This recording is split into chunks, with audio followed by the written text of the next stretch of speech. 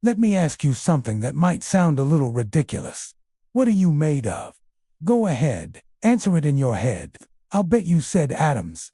Maybe you got more specific, like carbon, oxygen, or hydrogen. Or maybe you remembered something from high school chemistry and thought, I'm made of molecules, proteins, water. And you'd be wrong. Not just technically wrong, but fundamentally wrong, in a way that changes everything about how you think about yourself, about death, and what it even means to exist. You are not made of atoms. Not really. And by the end of this video, I'm going to show you what physics actually says you are. I think you'll find it far stranger, more disturbing, and honestly, far more beautiful than anything you learned in school. Let's start with something simple. Your hand. Hold it up and look at it. Seems pretty solid, doesn't it? You can knock on a table with it. You can feel the pressure. Your hand doesn't pass through objects. It seems obvious that your hand is made of solid, physical stuff. But here's where it gets strange. If I could shrink you down, smaller than a cell, smaller than an atom, and place you inside your own hand, you know what you'd find? Nothing. Almost nothing.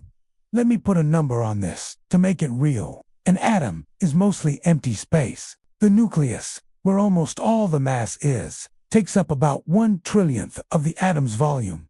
1/trillionth. If an atom were the size of a football stadium, the nucleus would be a single grain of rice sitting on the 50-yard line. The electrons, they'd be somewhere out in the parking lot. So, if you're not made of solid stuff, what are you? And in between, empty, nothing. A void so vast that if you removed all the empty space from every atom in every human body on Earth, the remaining matter would fit inside a sugar cube. So I ask you again, what are you made of? You might say, fine, Feynman. So we're mostly empty space. But those nuclei, those electrons, that's the real stuff. That's what I'm made of. And here's where I have to tell you something that even most physicists don't explain properly. Those particles, the electrons, the quarks, inside the protons and neutrons, they are not little balls of stuff. They are not tiny billiard balls bouncing around. That picture is completely wrong. What they actually are is far weirder. They are vibrations, ripples in something called a quantum field. Let me explain this carefully, because this is the key idea. Imagine the ocean. You see a wave rolling across the surface. Now, I ask you, what is that wave made of? You might say water. But the wave isn't a thing made of water. The wave is something the water is doing. The wave is a pattern of motion, a disturbance traveling through the medium. The water itself mostly stays in place, bobbing up and down. What moves is the shape, the pattern, the vibration. Now here's what quantum field theory tells us. The entire universe is filled with fields. Not one field. Many fields. There's an electron field that exists everywhere in the universe. There's a quark field.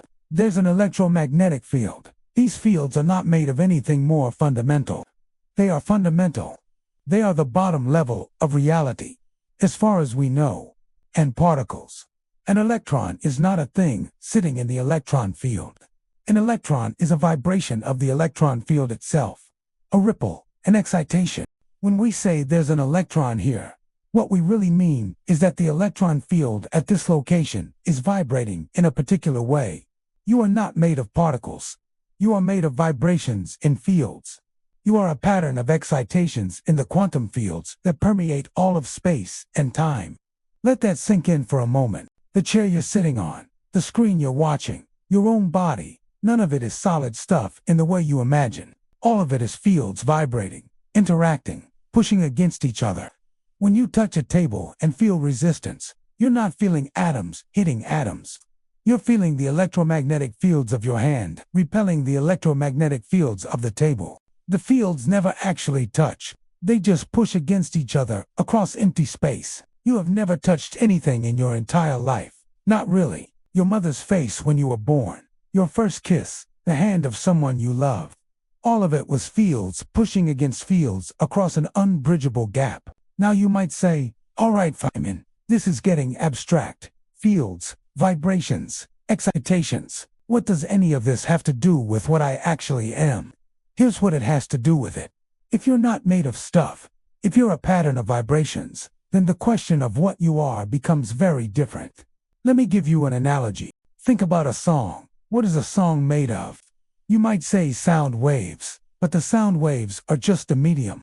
The same song can be played on a piano, a guitar, a violin, a synthesizer, a human voice. The instruments change, the medium changes. The specific air molecules vibrating change every single time the song is played, but the song remains the same. Have you ever looked in the mirror and truly wondered, who is that person staring back? Is it really you?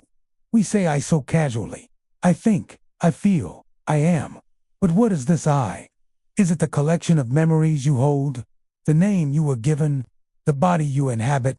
Let's take a journey, just for a moment, beyond the surface. Think about it. Every cell in your body is replaced over time. The you from 7 years ago is, physically, a completely different person. Yet, you feel like the same person, don't you? There's a continuous thread of consciousness, a sense of self that persists through all these changes. So, if we are not just our bodies, what are we? Are we our thoughts? But thoughts are fleeting, constantly shifting like clouds in the sky. One moment you're happy, the next you're sad. Are you the happiness? Are you the sadness? Or are you the quiet, still sky that watches these clouds pass by? This is where things get really fascinating.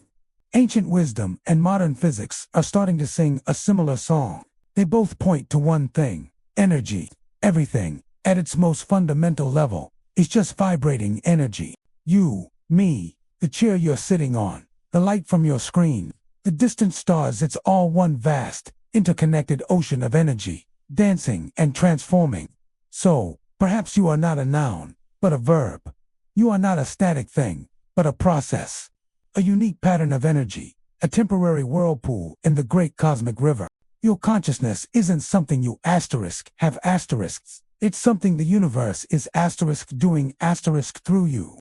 You are the universe experiencing itself. You are a way for the cosmos to become aware of its own beauty and wonder. When we identify too strongly with our little whirlpool, our name, our job, our story, we create a sense of separation. We feel small, isolated, and vulnerable. We fear the end of our whirlpool, which we call death. But what if death isn't an end at all? What if it's simply the whirlpool dissolving back into the river? The energy that was you doesn't disappear. It can't be created or destroyed. It just changes form. It returns to the source, ready to become a star, a tree, or maybe another whirlpool of awareness somewhere else in the vastness of time and space. Think of it like a wave in the ocean. The wave rises. It has a distinct shape and identity for a moment, and then it crashes back into the sea. Was the wave ever separate from the ocean? No, it was always and only ocean. Its momentary form was just the ocean expressing itself in a particular way. This isn't just a comforting thought, it's a liberating one. When you realize your true nature is this boundless, eternal energy, the fears that haunt the small, separate self begin to fade. The pressure to be somebody dissolves. You already are everybody and everything. Your life isn't just your personal story. It's a chapter in the epic saga of the universe. So, the next time you look in the mirror, try to see beyond the face. See the stardust in your eyes. Feel the ancient energy flowing through your veins. Recognize the boundless consciousness looking back at you. You are not just a drop in the ocean. You are the entire ocean in a drop. Those quantum fields I mentioned, the electron field, the quark field, all of them, they have been here since the beginning. Not since the beginning of Earth, since the beginning of the universe. The fields were here before there were stars, before there were galaxies, before there was light. The fields are the fabric of reality itself, and those fields have been vibrating for 13.8 billion years. The excitations change. Particles appear and disappear. Matter clumps together into stars, explodes into nebulae, collapses into planets. But the fields themselves, they are constant. They are eternal, as far as we know. What this means is staggering. You are a temporary pattern in eternal fields. You are a brief song being played by an instrument that has existed since the beginning of time and will exist until the end of time, if there is an end. The fields that are vibrating as you right now, in your brain, in your heart, in your eyes as you read these words, those same fields were vibrating as dinosaurs 65 million years ago. Those same fields were vibrating as the first stars ignited. Those same fields will be vibrating long after the earth is swallowed by the sun. You are not made of atoms. You are made of the same stuff that everything is made of. The same fields. The same fundamental fabric. For a brief moment, the fields are vibrating in the particular way that is you. Before that, they vibrated as other things. After that, they will vibrate as other things. You are the universe, vibrating. Now, some of you might say, Feynman, this is terrifying. You're telling me I'm not even solid, I'm not even stuff. I'm just a temporary ripple in some invisible field. And I understand that reaction. I do. But let me offer you another way to see it. You know what else is a pattern? Music, mathematics, love.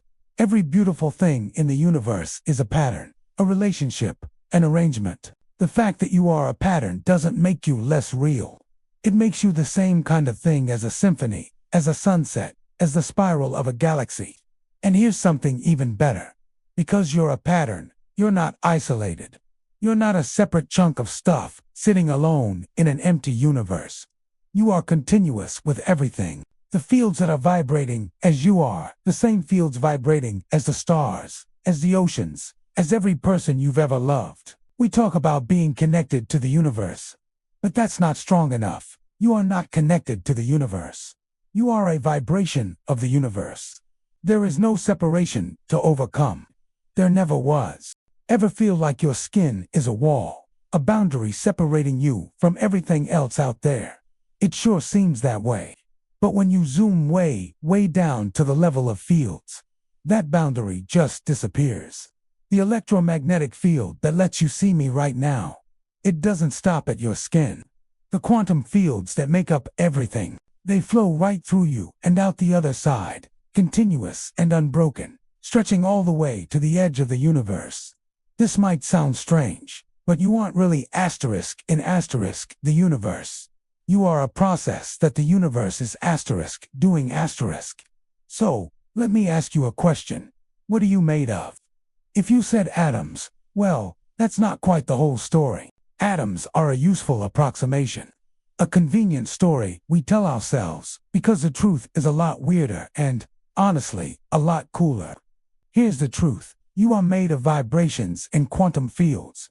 You are a pattern of excitations, a temporary, beautiful song being played on the eternal instrument of reality. And yes, every song has to end. The pattern will eventually dissolve. But the instrument, it keeps on playing.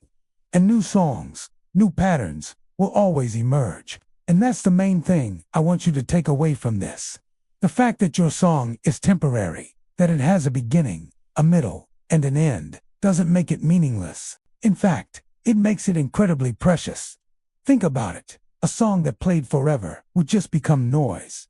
It's the final note that gives the melody its meaning and makes it a song in the first place. You are the universe, becoming briefly aware of itself. You are the fields, temporarily arranged into a pattern that can look up at the stars and wonder what it is. That's not nothing. That is everything. So the next time someone tells you you're just a bunch of atoms, you can smile. Because you know the deeper truth. You're made of something far more ancient and mysterious. You're made of vibrations in fields that have existed since the beginning of time. You are a unique pattern woven into the very fabric of reality. You are a song the universe is singing. And right now, in this very moment, that song is you. Now, I'd love to hear from you. If you're not just a collection of physical stuff, if you are this intricate pattern of vibrations, then what gives you your identity? What makes you asterisk, you asterisk? Let me know what you think down in the comments. Thanks for watching.